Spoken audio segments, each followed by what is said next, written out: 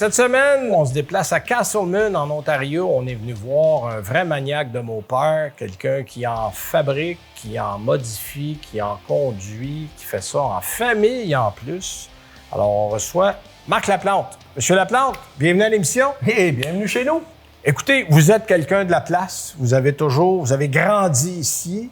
Et une histoire qui m'intéressait beaucoup parce que je viens aussi d'une famille, il y a eu pas mal d'agriculteurs. Votre père avait une ferme ici à Castleman. Exactement où on est présentement. Okay. C'était la ferme familiale que mon père et ma mère exploitaient. Et là, un jour est arrivé l'autoroute. Oh. Un jour est arrivé qu'un monsieur en habit s'est présenté chez nous en cognant à la porte avec un chèque. Mon père comprenait pas trop ce qui se passait. Oui, c'est rare qu'on cogne à la porte et qu'on vous présente un chèque. Et voilà. Il y a un compte. Puis en plus, en habit, tout bien habillé. Wow, tout chic. Qu'est-ce qui se passe à matin? Le monsieur dit, c'est ça, on va construire une autoroute qui va connecter Montréal à Ottawa. Ça, on est en quelle année, là? Mon Dieu, j'avais 8 ans. Les années 66, 68. OK. Ouais. Dans ces années-là, donc, là, l'autoroute, la 417, qui est maintenant, aujourd'hui, l'autoroute 417, est passée en plein milieu de ces terres. Là, mon père dit, je ne suis pas à vendre, je ne suis pas à donner. Non, vous ne comprenez pas. Ouais. On vous demande pas si ça vous tente. C'est ça. On va passer. On appelle ça exproprié et dans 6 à 8 mois, vous allez devoir cesser vos opérations. Fait que là, la vie de vos parents a changé à ce moment-là. Oh mon Dieu, drastiquement. Mon père conduisait déjà un autobus scolaire. Ben voilà, le timing est très parfait. Puis, pour un ami, quelqu'un qui connaissait, donc, quand il s'est vu, OK, je fais quoi là, j'ai plus rien, a décidé d'acheter le monsieur. Ça a commencé avec 3, 4, après ça, acheter un autre, et un autre, et un autre, et aujourd'hui, la compagnie... Fait que les opportunités et la vie a fait qu'à un moment donné, il est passé de la ferme aux autobus. Exactement. Puis il avait quand même gardé une partie de son terrain, parce que bon, l'autoroute prenait pas tout le terrain. Comme il était coupé en deux, l'autre partie, il est de l'autre côté. Aujourd'hui, il y a un terrain de golf. Dessus, ce côté ici, il a vendu à un promoteur, puis lui, il a décidé de bâtir des maisons, d'en faire un beau projet... projet résidentiel. À part que... Juste moi qui n'ai pas de l'air résidentiel dans tout mais vous avez le privilège d'avoir des terrains à vous. C'est ça. Comme je suis dans l'entrée du projet, on ne dérange pas trop, mais bon. Mais quand même, c'est beau, donc il n'y a personne qui s'en plaint. Puis là, vous avez repris, parce que votre père a pris sa retraite des autobus à un moment donné, parce que bon, il y avait déjà la terre depuis assez longtemps, donc il n'y a pas... Il y a une deuxième carrière, mais qui n'était pas aussi longue que la première. Non, c'est sûr. Puis là, vous et vos frères, parce que vous êtes 4 frères. 4 frères. Vous avez repris la compagnie des autobus. Et voilà. On a continué, les 4 frères ont toujours été... on a toujours travaillé ensemble dans la compagnie qui s'appelait 417 Bossline. Puis... à un moment donné, toute bonne chose a une fin. Le plus vieux voulait prendre sa retraite, donc on a vendu. Et puis, on n'est plus propriétaire, donc ça me donne un peu plus de temps pour travailler sur mes passions. Pour vous occuper de vos autos. Bon, puis là, parlons-en de vos autos, parce que la passion des voitures, est-ce que c'est arrivé jeune? Avez-vous commencé dans le mopar ou vous étiez ailleurs, puis c'est arrivé plus tard? Non, le mopar m'a frappé de bonne heure. Il faut dire aussi que notre cousin, un autre, M. Laplante, appartenait à un AMC qui est devenu Chrysler Plymouth. Donc, mon père achetait on avait aussi des taxis, pas juste des autobus scolaires, des petites fourgonnettes pour faire du transport scolaire. C'était du Dodge. Puis, mon ami qui était un mécanicien hors pair, lui, c'est un maniaque de mopar. Donc, à un moment donné, tu commences d'une sorte. Puis, fait que vous avez baigné jeune dans ça. C'est ça. Puis il m'a tout montré comment remonter des moteurs, des transmissions. Fait qu'on travaillait beaucoup ensemble. Puis c'est sûr que à chaque fois que je voyais un mopar, je disais, wow, c'est comme si c'était un véhicule qui venait me chercher. Fait qu'on a commencé jeune là-dedans. Puis même à 18 ans, j'ai commencé à monter mes premiers moteurs avec lui. Oui, déjà? Puis, oui. J'avais un 71 Dodge Demon que Oui. j'avais acheté pour... j'avais déjà un véhicule, mais je voulais le serrer pour l'hiver. C'était un Le Baron, un autre Chrysler Le OK. Baron avec des tires larges. Puis toute Ouais, ouais. Fait qu'en hiver, c'est pas trop évident à conduire. Puis il était noir, il était super beau. Je voulais pas le conduire en hiver. OK. J'imagine une voiture d'hiver, imagine-toi, en 71. Un démon. Un démon. Ça, c'est un auto d'hiver, ça. Oui. Aujourd'hui, je suis sûr que je pourrais me donner des coups de pied dans le derrière. Mais J'ai acheté ça, puis il était quand même propre. Mais OK. c'était... Mais il faut dire qu'à l'époque, d'abord, les gens changeaient d'auto assez régulièrement. Ouais, et Tu sais, voilà. on gardait pas. C'est rare qu'on avait des gens qui gardaient des autos 8, 9, 10 ans. Ouais, on changeait au 4-5. Des puis au 2-3, Au 2-3, puis, tout dépendant de qu'est-ce qui se présentait. Puis à cette époque-là, un démon, c'était une voiture d'occasion. Ça n'avait rien de ça n'avait pas de particulier. valeur, ça n'avait Ouais. pas... tu sais, jusqu'au moment Par curiosité, vous aviez payé combien pour le j'ai démon? payé 1500 C'était ridicule. Là. Puis il y avait un 340, puis il était réveillé. Ouais. Mais ça m'excitait parce que j'ai toujours aimé la vitesse. Les moteurs performants, OK, c'est pas un gros bloc. Là, Puis là, il fallait essayer la nouvelle autoroute un peu. Ben oui, il fallait essayer ça. Fait que c'est sûr que j'avais hâte que le printemps arrive parce que là, je tombe en amour avec ce véhicule-là. Ça n'avait pas de bon sens. J'allais allé chercher des pièces, puis ils m'ont dit, on a roulé le serial number, le numéro du véhicule. Ouais. C'est un S, Special Edition. OK, ça OK. vaut un peu plus que je pensais. J'ai tout défait le véhicule en morceaux et de là, ma passion a commencé. OK. Fait que ça a commencé avec le démon. Là. Ouais, fait que le démon qui était mon véhicule d'hiver est devenu mon véhicule d'exposition de voiture. Ouais, puis là, vous aviez travaillé pas mal. Vous aviez mis un blower dessus, il y avait un surcompresseur. On s'est amusé un peu avec ce véhicule-là. Puis un 340, dans le petit bloc Mopar, c'est un des plus performants. Ouais. Mais tu rajoutes un blower par-dessus ça. Puis là, vous aviez combien de chevaux là-dedans, là? À peu près? Là? J'ai envie... Dans ces années-là, on n'avait pas accès au dyno comme aujourd'hui, mais je roulais sûrement dans le 500 force. Ouf, quand même. Hein? Oui, Parce que ça pesait rien, ça, là. C'était petit, un démon, là. J'ai même des vidéos d'une piste de course à Locksville, au Québec, pas loin d'ici. Vous avez fait du quart de mille avec ça. OK. Ouais, puis le devant, il levait pas, mais t'aurais pu te mettre la main en dessous, ça n'aurait pas fait mal. Là. C'était mauvais. Là. De là, ma passion est partie pour les... Là, c'est sûr qu'on joue dans le petit bloc, gros bloc. Quand tu tombes dans le 440 puis dans le 426 MI, là, t'es d'une classe à part. Ouais, c'est d'autres choses. Oh là fait que là. ça, le démon, M. Laplante, ça a été votre première auto. On est passé à où après ça, là? Là, de là, j'ai vendu mon fameux démon, je l'ai vendu à mon frère Gilles qui travaille avec moi toutes les soirs sur nos projets. Lui en a remis une coche, il l'a tout redéfait, lui, c'est un gars de chrome, c'est un gars de wow. Fait faire du airbrush qu'on appelle. Lui, il en a fait une voiture d'exposition. Lui, il l'a emmené à un niveau encore beaucoup plus élevé, avec la technologie aussi qui changeait. Il était vraiment à coche, ce véhicule-là. Et là, de là, je me suis acheté un 71 Cuda. De là que ma passion... Mon frère Gilles en avait déjà eu un. J'ai trouvé très beau. Beau modèle, belle ligne. Donc, j'en ai acheté un. C'est encore beau aujourd'hui. Il y a des modèles qui vieillissent bien. Ça, c'est un bel exemple. Là, c'est une voiture la preuve, c'est facile. Là, tout le monde recherche ça. Les prix des 70, 71. Ils sont astronomiques. Et voilà. Mais ça, celui-là, c'est un 71. Il était jaune, comme la photo qu'il y a là-bas. Et j'ai mis Chrysler, finalement, sortait ce qu'on appelle des crate engine. Un fameux 426 MI. Non disponible au Canada. J'étais allé le chercher aux États-Unis. J'ai mis ça là-dedans. J'ai fait, mais il était à coche. C'était un show car incroyable. La preuve, j'ai fait 4 expositions de véhicules dans un mois. Le dernier, j'ai terminé tard, il est en septembre. Un monsieur du Nouveau-Brunswick qui s'est présenté, il m'a dit je t'achète ton véhicule. Un, il est pas à vendre. Deux, je suis en train de sortir les petits bobos. Là. Il y avait l'air climatisé, il n'était même pas chargé encore. Juste te dire comment est-ce qu'il est. Il dit non, je le veux, je vais l'avoir. Il est pas à vendre. Le monsieur, il est parti à aller, il dit m'a dire une chose, mon homme, l'argent fait changer beaucoup de choses. Fait que je peux pas dire le montant, mais le montant... Vous avez dit non jusqu'à temps qu'ils disent le chiffre magique. Et voilà. Là, j'ai dit... OK. Je peux pas dire non, ça. C'est comme...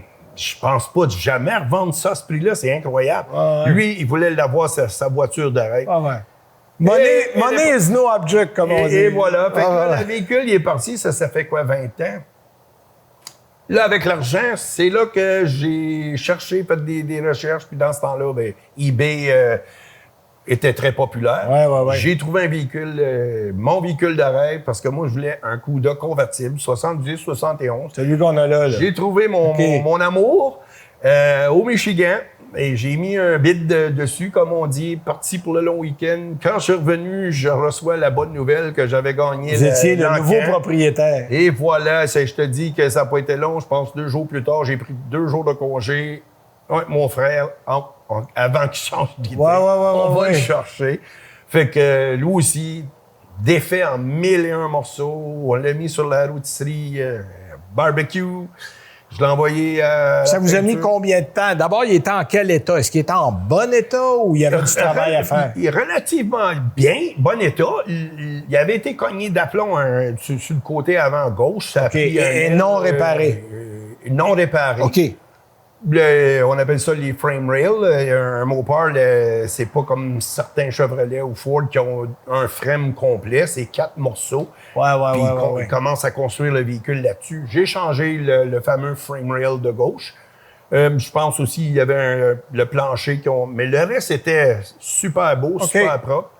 Fait que faut dire que mon gars de body shop, il est super bon. Il m'a fait un job incroyable. Fait que là, ça m'a. Puis vous aviez quoi comme moteur dedans? J'avais pas le moteur d'origine. C'est dommage parce que les fameux 440 six-pack, qui a 3 carburateurs, qui étaient pour ce véhicule-là, le fameux V-Code, ça vaut bien plus quand le moteur est là. Il n'y avait pas le moteur d'origine, il était sauté. Qu'est-ce qu'il y avait comme moteur? Là? Il y avait un 440. Oui, oui. Puis moi, je l'ai refait, mais c'est pas le moteur d'origine du véhicule. Comme vous avez le bon moteur. Le bon pour le véhicule. Mais c'est pas le moteur à l'origine qui était avec cette auto-là. OK. Donc, pour une revente éventuelle, il perdra un peu de valeur parce qu'il n'est pas match number. C'est ça. Le fameux match number que les gars de Mopar recherchent, ceux qui veulent vraiment se payer la gomme de la gomme, mais ça prend la transmission, le moteur, le numéro de série. Faut que les numéros de série collent partout autour de l'auto. Et voilà. Puis ça, tu peux pas tricher. Tu as le numéro de série. Non, c'est écrit, c'était tampé. On peut pas passer à côté. Mais dans le fond, je m'en foutais un peu parce que, je savais pas que c'était un V-Code super rare, un de 17. 2, je l'achetais pas pour le garde, je l'ai encore aujourd'hui. Vous l'achetez pour le rouler. C'est ça, 20 ans plus tard, je l'ai encore. C'est mon véhicule, il n'est pas à vendre. Mais c'est sûr que si j'avais eu un number match qui appelle, j'aurais eu la bagnole. Je pense que j'aurais été le seul au Canada qui en a un. Ils sont surtout aux États-Unis. 17, pas beaucoup. Mais c'est ça. C'est quand même une voiture d'exception, on se comprend. Là. On n'a pas de la valeur, mais on s'en fout. À force de travailler sur vos autos, votre frère qui vous aide, vous êtes parti d'une petite compagnie. Oui. Là, vous êtes officiellement un restaurateur, un préparateur. Ça fait combien d'années que vous faites ça? Là? Ben moi, comme je t'ai dit, je l'ai toujours fait, mais c'est sûr pour vous? Pour moi. Oui. Puis quand le COVID est arrivé, ben là, personne qui faisait rien, mais le monde, comme il ne pouvait pas trop sortir, commençait à réinvestir dans leur véhicule. Et on a commencé à réparer ou à restaurer ou à finir les jobs non complétés des gens partout. Puis avec les réseaux sociaux, ça a parti. Puis aujourd'hui, il y a une liste d'attente. Comme il n'y a pas beaucoup de monde qui font ça, moi, je leur dis, préparez votre véhicule, envoyez-les à la peinture. La tôle, je ne fais pas ça, mais quand tu vas revenir, moi, je vais avoir... Oui, parce que évidemment, un projet, on le sait, on sait ce qu'on a devant soi, on sait où ça va finir, mais c'est entre les deux qui est compliqué. Parce que vous faites l'électricité, votre frère fait beaucoup le moteur aussi, parce qu'il y a du filage. C'est compliqué de remonter un auto. C'est pas facile. Puis en plus, tu as le fameux temps d'attente des pièces.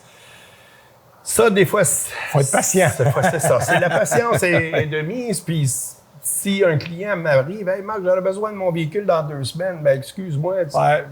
C'est de valeur, mais tu ne l'auras pas dans 2 semaines. Peut-être pas. Puis là, écoute, je mets souvent en CC les conversations. Les morceaux sont parce que, back-order, comme on dit. Tu sais, même un véhicule en bon état, il y a quelques centaines d'heures à mettre. Puis en plus mauvais état, il y a quelques milliers d'heures à mettre. Là. Parce qu'avant même que le véhicule revienne, ben c'est sûr que on sable les pièces, on prépare le filage. Il n'y a pas de, comme j'ai dit, sur la rôtisserie, donc il n'y a pas de différentiel. Non. Ça, c'est tout sandblasté, peinturé. Quand le véhicule revient 1 an ou des fois 2 de la body shop, c'est long comme processus. Là, on commence l'assemblage, puis on met nos gants blancs, puis là, ça c'est parce que vous faites ça, quand on parle de rôtisserie, pour que les gens comprennent, c'est qu'on remet tout le châssis à neuf. C'est pas juste dire, il y a ça à réparer.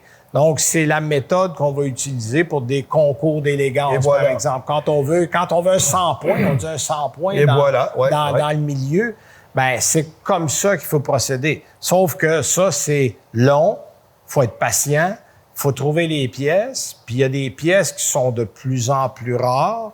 Moi, je connais des gens qui les fabriquent quand ils les ont pas. C'est sûr. Donc, il y a énormément de travail à faire. Puis, évidemment, il y a un prix qui est associé à tout ça. Voilà, ça dépend toujours du budget de la personne. Parce que ça, je pense que ça doit être la première question, M. Laplante, vous demandez à quelqu'un. C'est quoi ton budget? Combien est-ce que tu es prêt à investir? Puis après, ben c'est le temps. Puis, mais souvent, quand on parle avec ces gens-là qui ont peut-être pas qui ont aucune idée, mais qui se rendent pas compte. Des fois, ils disent, j'ai un 20 000. C'est ça. Ou ils vont dire, ben là, j'aimerais ça un beau moteur. OK, mais là, le moteur, il est déjà sorti. La transmission, as-tu vu, on avait ça, l'Engine Bay. C'est loin d'être beau. C'est ça. Ouais, c'est vrai que ça va faire dur un peu. Bon, ben là, on fait sûr de bien abrier parce qu'un sandblast et jet de sable, ça... Oh, et puis il y a beaucoup de temps qu'à faire. Eh ben oui. Faire. C'est sûr que souvent, si quelqu'un nous approche, dit « j'ai envie de... Voici mon véhicule, il est en mauvais état, j'aimerais ça le refaire. » OK. T'es mieux peut-être d'investir, aller à la rôtisserie, puis si t'as pas d'argent après, l'extérieur, ça peut attendre. Comme les pièces qui c'est ça. Oui, parce que souvent, les gens commencent à l'envers. Et voilà. Les gens veulent qu'il soit beau. C'est fou. Mais faut pas qu'il soit laid en dessous. Il est mieux d'être beau en dessous puis laid dehors. C'est ça que je leur dis constamment. C'est que là, tu m'arrives avec un véhicule avec une super de belle peinture. Le dessous fait dur que le diable. Mais dans 2 ans, mais tu figurais comment le danger qu'on peut, le sable, commence par le dessous, tu finiras le restant plus tard. Ben oui, tu sais, faut pas oublier que c'est des voitures, tu sais, 71, c'est un véhicule qui a 55 ans, là, 54 ans, donc il y a du véhicule, là. C'est sûr que nos routes, beaucoup de sable, de sel, mais c'est la meilleure manière de commencer un véhicule, c'est tu le fais comme il faut, le dessous, surtout le compartiment moteur. Maintenant, dans les expositions de voitures, tout le monde a la valise ouverte. Donc, faut refaire. Puis là, j'imagine que vous devez avoir les livres d'époque pour voir un peu comment... quel genre de tapis il y avait là. Parce que des fois, il y a des sièges, il faut refaire les sièges parce que le vinyle ou le cuir est complètement mangé. Il faut connaître quelqu'un qui fait ça. Les contacts, c'est primordial. Si tu n'as pas les contacts, ben, ça va te prendre 4 fois le temps. Là. C'est compliqué. C'est pour ça, comme on dit souvent, comme moi, je suis plus dans le Mopar, donc j'ai mes contacts. Je connais pas grand-chose que je connais pas dans le Mopar pour avoir des pièces. Mais si quelqu'un est dans le Chevrolet ou dans le Ford, ben j'imagine qu'eux aussi... Donc, si j'ai un véhicule... Chacun a ses spécialités. Voilà. Puis, je me posais la question, M. Laplante, c'est pas facile de trouver des CUDA, là. C'est de plus en plus rare. Vous magasinez ça où aujourd'hui, des CUDA? Ben, Marketplace, beaucoup de beaux oui, Marketplace, OK, il y en a pas des tonnes. Ouais, je t'ai pour dire, moi, j'en vois pas tant que ça. Non, c'est quand ça passe, c'est... Faut sauter dessus. Souvent, ils sont loin. Ça, c'est le deuxième problème, c'est de trouver le temps. Parce que là, si il faut aller voir aussi, parce que des vieilles voitures, exactement. La photo ne rend pas justice des fois à l'état du véhicule. Il a pris une photo de 10 ans passés. C'est ça. Mais comme la semaine passée, on est allé à une exposition de voitures et vente de pièces aux États-Unis à Carlisle, on avait trouvé un. Mais j'ai dit au gars, on peut y aller seulement dans 2 semaines. On va pas aller là juste pour... pas de problème. Qu'est-ce que tu penses qui est arrivé? Il l'a vendu. Si t'es pas vite, ça gâchette. Puis comme tu dis aussi, des fois, c'est... Les photos, t'arrives là, c'est pas le véhicule. Non, il est plus on avait magané. vu, là, mon frère, il en voulait un, je me souviens plus où, là. On avait été justement à Carlisle. Après le show, on est descendu avec le trailer. Toi, t'as tout excité. On est arrivé là-bas. Oh là là!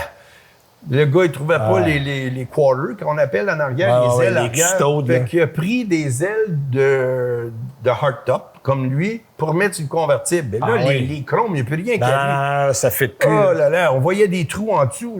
Il me dit qu'il n'y avait pas de trous. Ouais, il dit, vous êtes trop difficile. Trop difficile. Il faut refaire le plancher à grandeur. Fait que finalement, ça valait pas. Il manquait.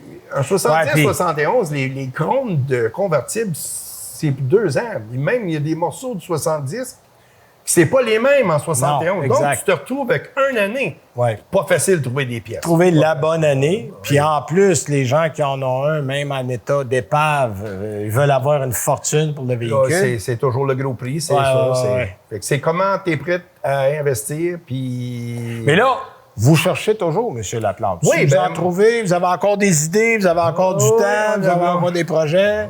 On lâche pas. C'est sûr que mon frère aimerait tellement en avoir un comme moi, mais un 70, pour pas que ça soit la même chose. Lui, il aime le devant du 70. Okay. Puis, on a des beaux moteurs dans le garage. Vous avez 2 426 MI qui attendent juste le bon modèle. Juste pour ça. On était chanceux de mettre la main là-dessus, parce que ça aussi, c'est rare. Ou c'est pas achetable. Un des deux. Puis même quand on en a un, c'est rare qu'il est abordable. Là. Et voilà. Parce que les gens qui l'ont en leur possession savent ce qu'ils ont. Et voilà. C'est pas dur, tu trouveras pas un 426 MI en bas de 40 000. Et peu importe son état. Et voilà. Fait que ça commence avec un investissement, puis t'as pas de véhicule encore. Non, c'est ça. Il faut trouver le reste. Là. C'est ça. Fait que les gens qui se posent la question pourquoi c'est si cher des CUDA, c'est pour ça. Les CUDA, évidemment, c'est pas tous les moteurs qui coûtent 40 000. On parle des 426 MI qui a un statut particulier chez Mopar. On peut avoir un 440 à un prix tout à fait correct. Il y a même des 340 qui font du très bon travail. D'ailleurs, ce véhicule-là, un 340, stroké, là, il est allésé, mais la base demeure un 340. Le bloc, c'est le même. Tu changes les composantes. Mais, ça, c'est la voiture de votre fils. C'est la voiture de mon fils. Que je lui ai offert c'est tout moi qui l'ai fait de A à Z. Je lui ai offert à sa graduation. OK. Je suis parti avec ça. Hey, content. Je peux-tu être votre fils, moi aussi? J'aurais eu besoin d'une 4e porte de garage. Oui. Puis l'autre là-bas, c'est votre femme. Puis lui, il y a eu une petite greffe. Une petite greffe. Parce que l'odeur du gaz des années 70, elle aimait moins ça. Elle aimait moins ça. Puis ça, pour les partir aussi souvent, un peu compliqué. Il faut y donner. Mais j'aime votre idée parce que c'est un resto-mode, mais juste le moteur. Moteur suspension avant. Mais sur le kit qui se vend ça s'appelle Altercation. C'est mis là, il y a 0 modification. Donc, si quelqu'un veut le racheter plus un jour, il y a la même chose de la section moteur. Tout se réenlève, on réinstalle à l'origine, c'est tout. Personne qui sait rien. Parce qu'il y en a qui vont dire que moi, je trouve bien beau, là, mais MI 5.7, pas ça qu'il y avait. On l'enlève et... Parce que, honnêtement, une fois le capot fermé, il est complètement authentique. Et voilà, le reste du véhicule est 100%. Puis c'est une injection moins compliquée, plus simple. Puis c'est ce qu'elle aime, c'est mettre les dents, c'est comme les véhicules d'aujourd'hui. Ça part, puis ça pue pas.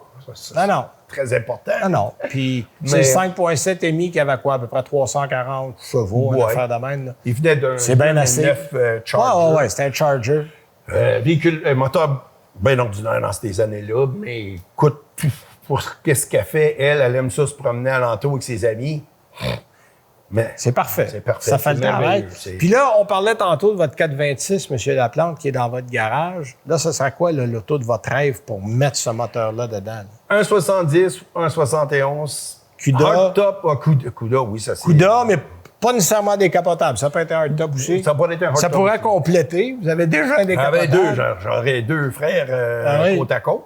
Mais là, il va falloir mettre une autre porte de garage. Il va falloir l'agrandir, on n'a pas le choix.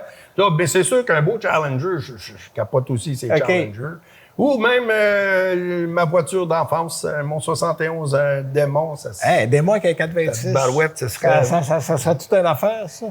Fait que là, j'imagine, comme tous les gens qui aiment ça, tous les matins, vous avez votre Prenons routine. notre café, mon frère pareil, puis j'ai mon autre frère qui regarde pour nous autres, puis lui il passe ses hivers en Floride, des fois là-bas. Fait que si jamais je vais à Cuda, on va vous appeler. Vous allez m'en trouver un. Là, on va essayer fort. Mais s'il est beau, je pense qu'on va peut-être le garder avant, on va t'en trouver un autre après. OK. Voilà, bon. c'est rare, mais c'est ce qui fait le fun de ça. Ben oui, c'est ça qui met du piment dans votre vie. Voilà, tant qu'on rêve, on va en avoir un jour, puis quand on l'échappe ou il y en a un qui est pas comme... Regarde, il y a une raison. On commence, on va en avoir un autre. On va en trouver un, c'est un jour. Ben écoutez, merci pour votre temps. C'était vraiment passionnant de se parler. Vraiment plaisir de vous recevoir chez nous, mon ami. Ben, grand plaisir.